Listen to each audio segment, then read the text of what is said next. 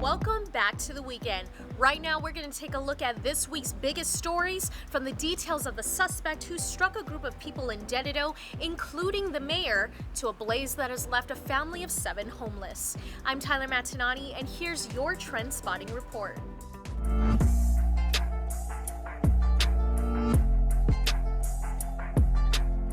First up, an arrest was made earlier this week in the auto-pedestrian crash that sent 5 people to the hospital, including Dededo Mayor Melissa Savarez. 34-year-old Samuel Jr. Duanis Griffin was charged with vehicular negligence, driving while impaired, and possession of opened container in a motor vehicle. Griffin told police he had been drinking beer that morning, and the night before, he tried meth for the first time.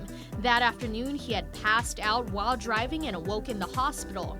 The mayor, along with several GovGuam employees from different agencies, were in the area conducting a tree inspection near Beneventi Middle School when Griffin's car ran off the roadway and struck them. According to court documents, Griffin told police, quote, "I'll man up to my mistakes and try to make it right. God, I'm so sorry they got hurt." Turning to your comments, Alex Velez said, "No way it is first time. Got plenty of sores on his face. Guarantee he was up for days, then just passed out behind the wheel." And Anarbo Moreno said, "You need help, brother."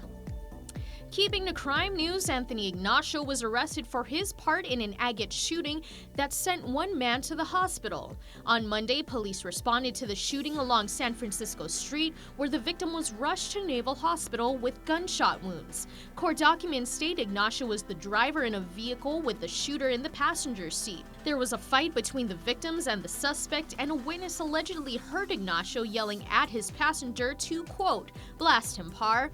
Anthony Ignacio was arrested for 2 counts: conspiracy for murder, aggravated assault, criminal facilitation, and guilt established by complicity. His lawyer, however, is alleging he was defending himself under the Castle Doctrine law, since the victim was allegedly striking the vehicle with a stick before the shooting. The victim is listed in stable conditions as of Friday. Police were searching for the alleged shooter. Chiming in, Margaret Powell, 7373, said, "So glad you caught the guy." And Ashley Cruz James shared, "Prayers the victim makes a speedy recovery." Turning to nationwide news that's touched our shores, Guam resident Charles Thomas Polvich was arrested in the hit-and-run death of singer Nicki Minaj's father. Last week, 64-year-old Robert Mirage was allegedly struck by Polvich in New York. According to police, after hitting the victim, Polvich got out of his car to look at the injured man and then took off. Mirage later died of his injuries. Polvich has been charged with leaving the scene of a crash and tampering with evidence. He is the owner and founder of Allied Pacific Environmental Consulting. And more sad news this week: a raging fire has left a family of 7, including 5 children, without a home. One of the victims' mother described how the fire got started. It started up where he was burning 8 carton for the mosquito.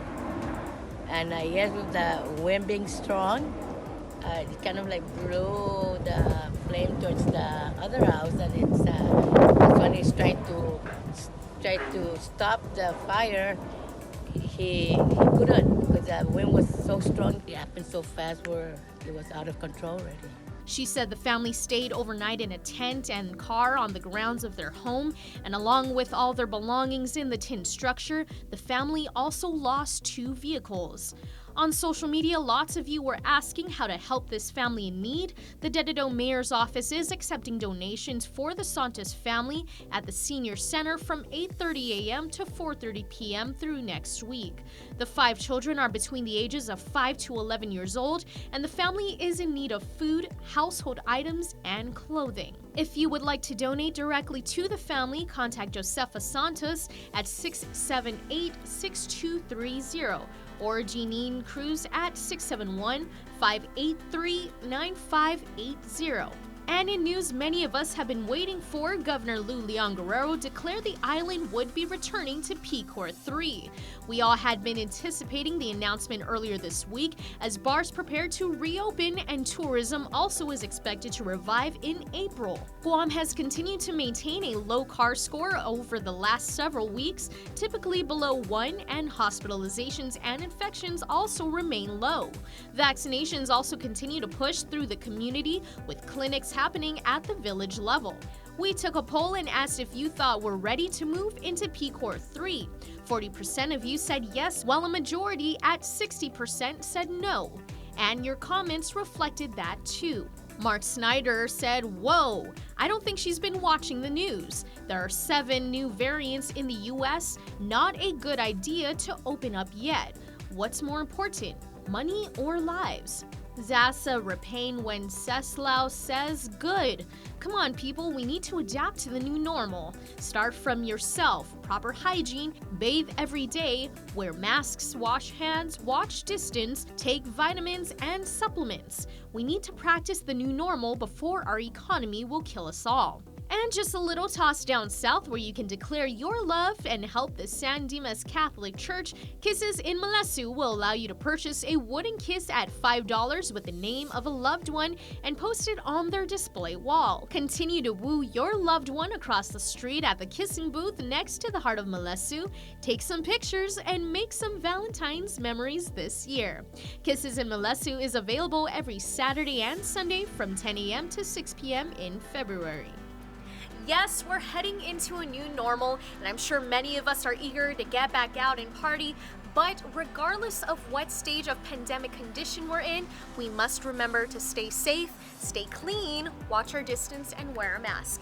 Until next time, adios!